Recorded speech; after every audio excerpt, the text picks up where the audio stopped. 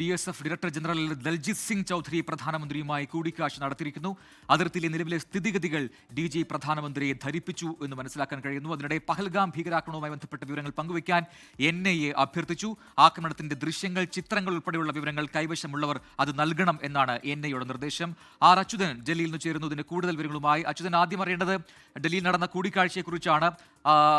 ദൽജിത് സിംഗ് ആണ് പ്രധാനമന്ത്രിയെ കണ്ടിരിക്കുന്നത്. എന്തൊക്കെ കാര്യങ്ങൾ ചർച്ചയായി എന്ന് മനസ്സിലാക്കാൻ കഴിയുന്നുണ്ടോ? പുറത്തുവരുന്ന വിവരങ്ങൾ എന്തൊക്കെയാണ്? ഒപ്പം തന്നെ NIAയുടെ ഏറ്റവും പ്രധാനപ്പെട്ട ഒരു അഭ്യർത്ഥന ഇപ്പോൾ വന്നിട്ടുണ്ട്. കൂടുതൽ ദൃശ്യങ്ങളും ചിത്രങ്ങളും NIAക്ക് ആവശ്യമാണെന്ന് പറയുന്നു. ആരൊക്കെയാണ് ഈ ഭീകരർ എന്ന് കൂടുതൽ വ്യക്തതയോടെ തിരിച്ചറിയാൻ സഹായിക്കുന്ന ദൃശ്യങ്ങളും ചിത്രങ്ങളും ഒക്കെ ഉണ്ടെങ്കിൽ അത് അയച്ചു തരാൻ NIA ഇപ്പോൾ പറയുന്നു. അതിനായി 2 നമ്പറും NIA പുറത്തുവിട്ടുണ്ടല്ലോ. വിവരങ്ങൾ എന്താണ്?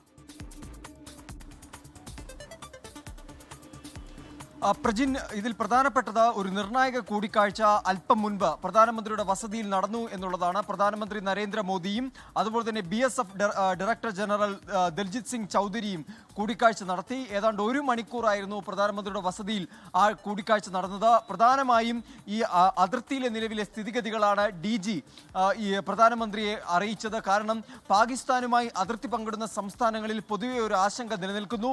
ജമ്മു കാശ്മീരിന്റെ നിയന്ത്രണ രേഖയിൽ പാക് പ്രകോപനം തുടരുന്ന ആ സാഹചര്യത്തിലാണ് മറ്റിടങ്ങളിലും ഏതെങ്കിലും തരത്തിൽ പാക് പ്രകോപനം ഉണ്ടാകുമോ എന്നൊരു ആശങ്ക നിലനിൽക്കുന്നത്. ആ സാഹചര്യത്തിലാണ് ഇപ്പോൾ അതിർത്തിയിലെ നിലവിലെ തൽസ്ഥിതി എന്താണെന്ന് ഇപ്പോൾ DG തന്നെ, BSFന്റെ DG തന്നെ വിശദീകരിച്ചിരിക്കുന്നത്. ഏതെങ്കിലും തരത്തിൽ അടിയന്തര സാഹചര്യം ഉണ്ടായാൽ സ്വീകരിക്കേണ്ട നടപടികൾ ഉൾപ്പെടെയുള്ളത് DG വിശദീകരിച്ചതായാണ് നമുക്ക് ലഭിക്കുന്ന വിവരങ്ങൾ.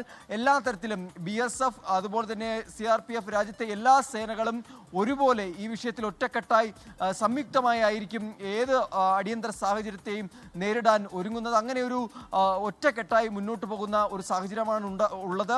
ആ ഒരു പശ്ചാത്തലത്തിൽ കൂടിയാണ് ഈ കൂടിക്കാഴ്ച, നിർണായകമായിട്ടുള്ള ഈ കൂടിക്കാഴ്ച പ്രധാനമന്ത്രിയുടെ വസതിയിൽ നടന്നത്. എന്തായാലും ലഭിക്കുന്ന വിവരം അതിർത്തിയിലെ എല്ലാ തരത്തിലുള്ള സ്ഥിതിഗതികൾ, അതുമായി ബന്ധപ്പെട്ട കാര്യങ്ങൾ പ്രധാനമന്ത്രിയെ അറിയിച്ചതായാണ് മനസ്സിലാക്കാൻ കഴിയുന്നത്. മറ്റൊന്ന്, ഈ പെഹൽഗാം ഭീകരാക്രമണവുമായി ബന്ധപ്പെട്ട NIA അന്വേഷണം പുരോഗമിക്കുകയാണ്. അതിൻ്റെ ഒരു ഘട്ടത്തിലാണ് ഇപ്പോൾ ഭീകരാക്രമണവുമായി ബന്ധപ്പെട്ട വിവരങ്ങൾ പങ്കുവയ്ക്കാൻ ഈ ടൂറിസ്റ്റുകളോട് ഇപ്പോൾ NIA ആവശ്യപ്പെട്ടിരിക്കുന്നത്. അതായത് അന്ന് ഈ സംഭവം നടക്കുമ്പോൾ ആരെങ്കിലും പുറത്തു വന്നതല്ലാതുള്ള ഏതെങ്കിലും ദൃശ്യങ്ങൾ ആരുടെയെങ്കിലും കൈവശമുണ്ടെങ്കിൽ, ഈ ഭീകരരുടെ ദൃശ്യങ്ങളോ അവരുടെ ചിത്രങ്ങളോ അല്ലെങ്കിൽ അവരിലേക്ക് ലീഡ് ചെയ്യുന്ന ഏതെങ്കിലും തരത്തിലുള്ള വിവരങ്ങളോ നിങ്ങളുടെ പക്കലുണ്ടെങ്കിൽ അത് മുന്നോട്ട് വന്ന് അത് NIAക്ക് നൽകാൻ ആണ് ഇപ്പോൾ ആവശ്യപ്പെട്ടിരിക്കുന്നത്. ഇതിനായി phone number, land line number എല്ലാം തന്നെ NIA സജ്ജീകരിച്ചിട്ടുണ്ട്. അവരുടെ ഒരു റിലീസിലാണ്, ഒരു പത്രക്കുറിപ്പിലാണ് ഇപ്പോൾ ഈ കാര്യങ്ങൾ വിശദീകരിച്ചിരിക്കുന്നത്.